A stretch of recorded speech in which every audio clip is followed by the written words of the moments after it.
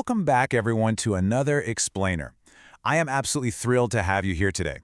Look, if you're the kind of person who loves to learn efficiently and just cut straight to the core of complex topics, you are definitely in the right place. Today we're tackling something that, let's be honest, affects almost all of us: modern stress. We're going to dive into how we can use an ancient, totally battle-tested framework to fundamentally cure our modern anxiety. So let's jump right in. The age of anxiety. That's what the 21st century has widely been called. And, it's pretty hard to argue with that. You see it literally everywhere. Every time you open up a social media feed or turn on the news, you're just bombarded with this relentless message that our current era, with its pandemics, economic crises, and political turmoil, is completely unprecedented. We're constantly told there's this overwhelming amount of pressure and just no playbook for these unparalleled challenges. And honestly, it is incredibly validating to just stop and acknowledge that yes, the world feels completely overwhelming right now. And the results of all that overwhelm? They are staggering. 65 million. That is the number of people in the United States alone who struggle with some type of stress or generalized anxiety. We walk around all day with this terrible sinking feeling in the pit of our stomachs. We feel totally tied up in knots. And what do we naturally do? We instantly blame our external environment. We point the finger at a demanding boss, some looming project deadline, or, the frustrating traffic gridlock on our commute. We just assume the world around us is causing our internal panic. But hold on a second. I want you to think back to the pandemic. Suddenly, for a lot of us, the external stressors just vanished. We weren't battling rush hour traffic anymore. We weren't rushing through crowded airport security lines.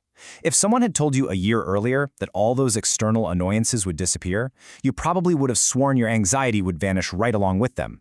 But here is the massive plot twist. For most of us, the anxiety stuck around. It didn't go anywhere. Which brings us to the ultimate question. If the external world isn't tying your stock into knots, who is? The source is entirely internal. So here's the brutal but ultimately super empowering truth. You are creating your own anxiety. And because you manufacture it, you have the supreme power to dismantle it. The great news is there's actually a playbook for this. It's called Stoicism, and it has been battle-tested since the 3rd century BCE. We're going to look at the strategies used by the Roman Emperor Marcus Aurelius. Just think about his life for a second.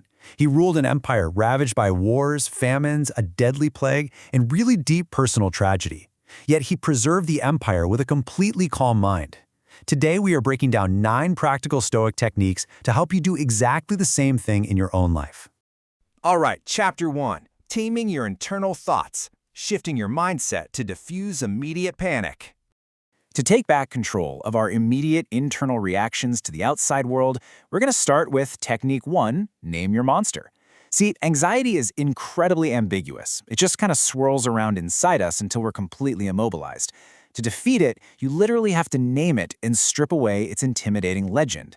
Marcus Aurelius practiced this cognitive reframing constantly. When he felt overwhelmed by the massive weight of his royal duties, he didn't look at his majestic royal purple robe as this heavy symbol of immense pressure. Actually, he broke it down to its literal, boring reality. It was just sheep wool dyed with shellfish blood. A fancy, intimidating banquet? Just a dead fish. And the crazy part is, we know this works because modern science backs it up brilliantly. Dr. Matthew Lieberman over at UCLA conducted fMRI studies showing that the simple act of naming an emotion literally hits the brakes on the emotional center of the brain. When you write your fears down, when you actively name your monster, you lock those fears in a corral. You tame them just by clearly defining what they actually are. This perfectly sets up our next tools. Think about your day today. How many times did a split-second thought absolutely ruin your mood? Someone sent you a super short text, or maybe looked at you the wrong way, and your brain instantly told you, oh, they hate me. So I really have to challenge you with this jarring reality check. Are you actually upset right now, or is your imagination just running wild? We are so often robbed of the present moment because we let our subjective, anxious thoughts totally hijack our reality. We really need to focus strictly on the present moment, on the task right in front of us. Be here now. And to stay anchored in the present, we've got to follow this brilliant rule from the Stoic philosopher Epictetus. He said, put every single impression to the test. Your mind is incredibly quick to categorize every passing thought, but Epictetus taught that we must have the discipline to stop, take a breath, and question the validity of every anxious thought before we react to it.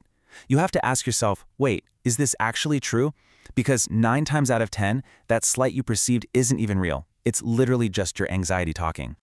Okay, Let's quickly recap these first 3 cognitive reframing tools to really lock them in. 1. Name your monster to strip away its power. 2. Focus intensely on the present moment, giving whatever you're doing your full, undivided attention. And 3. Put your impressions to the test so you aren't fooled by your own imagination. Moving right along to Chapter 2, the power of doing less, cutting through the noise of modern life. You know, we often manufacture our own anxiety by fiercely craving things that are entirely outside of our control. So ask yourself, am I getting worked up right now over something I literally cannot control? This is Technique 4, Assess Your Wants. Epictetus pointed out that if a person didn't want something completely outside of their control, they wouldn't be stricken by anxiety in the first place. A nervous traveler wants the weather to hold. An anxious investor wants the stock market to immediately turn around. When you tie your peace of mind to uncontrollable external events, like the weather or the economy, you are absolutely guaranteeing your own anxiety. Just let that sink in for a second. To cure this overwhelming chaos, we turn to Technique 5. It's wildly simple, completely counterintuitive advice from the Emperor of Rome to cure our modern overwhelm. Marcus Aurelius put it perfectly. If you seek tranquility, do less. Now, to be clear, he didn't mean do absolutely nothing and just sit on the couch. He meant doing only what is absolutely essential. So much of our daily overflow is driven by sheer habit, by guilt, or by this greedy ambition to just do it all. When you aggressively cut out the inessential tasks, you eliminate that guilt and you end up doing the essential things so much better. So summarizing this second chapter, we have techniques 4 and 5. Assess your wants, making sure you aren't demanding control over the uncontrollable, and do less by ruthlessly cutting out the non-essential. Aggressively pruning our desires and our daily tasks directly shrinks our anxiety footprint. It's an incredibly powerful combination. Next up, Chapter 3, Reclaiming Future and Focus, Conquering Tomorrow's Fears Today. To stop constantly borrowing unhappiness from the future, we use Technique 6, Negative Visualization. I know, it sounds totally backward. Envision the worst-case scenario, prepare yourself, and eliminate worry. Let me give you an example. Around 64 AD, Seneca's friend Lucilius was terrified about an upcoming lawsuit. Seneca gave him some shocking advice. He told him to think of everything bad that could happen as something that will happen. By projecting your thoughts ahead and actively envisioning the worst-case scenario, whether that's losing your job, a bad breakup, or a failed project, you fully prepare yourself. And when you're actually ready for all outcomes, you stop dreading the future and you eliminate the anxiety. Now, I want you to just lower your shoulders for a second. Take a motionless moment. This is Technique 7. Really ask yourself, when was the last time you experienced utter, complete silence? No phone in your hand, no podcast playing in the background, no massive to-do list buzzing in your brain. Just complete, absolute stillness.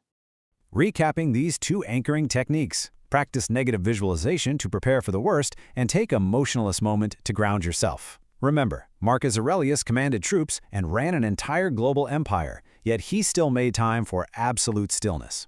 He described wiping everything clean to become a sphere rejoicing in its perfect stillness. I mean, if the Emperor of Rome can find a moment of quiet, I think we can too. Which brings us to Chapter 4, Your Fortress of Tranquility, Building an Unshakable Mind. To shed the absolute heaviest burdens we carry, which are other people's opinions and societal expectations, we use Technique 8, Let Go of Everything But This. Stop caring what other people think, do, or say. The Stoics had this quiet magnetic confidence because they made things really simple. True tranquility arrives the exact moment we focus inward and let go of uncontrollable external passions. You are completely impotent to constrain what other people think of you. All that actually matters is what you do. Look inward and just let the rest go. And finally, Technique 9, Think differently about money. There is a massive, massive difference between possessing wealth and needing wealth. Seneca was incredibly rich, literally earning the nickname the opulent Stoic. But his brilliant defense was that while he possessed wealth, he didn't need it. He wasn't addicted to luxury. Modern society basically forces us to work endlessly just to buy things we don't actually need, tying our peace of mind to our bank accounts. Breaking the chains of needing luxury is the ultimate cure for financial anxiety. To bring this whole explainer together, I want to leave you with this incredibly powerful summary of the core Stoic thesis from Epictetus. You have power over your mind, not outside events. Realize this, and you will find strength. Anxiety is not a permanent disease you've been cursed with. It's an internal state, And because it's internal, you have the supreme power to dismantle it. You can build an absolute fortress of tranquility right in your own mind. So my final question to you as we wrap up is this. Which of these 9 Stoic techniques are you going to use to crush your anxiety today?